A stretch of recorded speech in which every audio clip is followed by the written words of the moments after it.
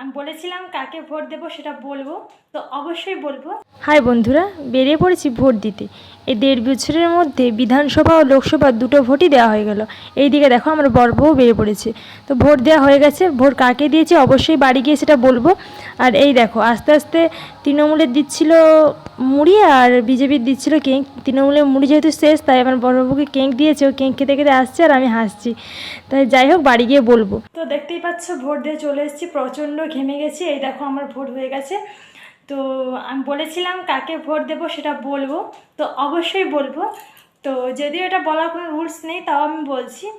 তো ভোট তাকেই দিয়েছি যে আমাদের দেশকে সুরক্ষিত রাখবে এবং স্বাধীনভাবে জীবনযাপন করতে দেবে, নারীদের একটা সম্মান থাকবে, তাকেই দিয়েছি। এবং কনফিডেন্সের সাথে বলছি সেই এবারে সিংহাসন জয়লাভ করবে।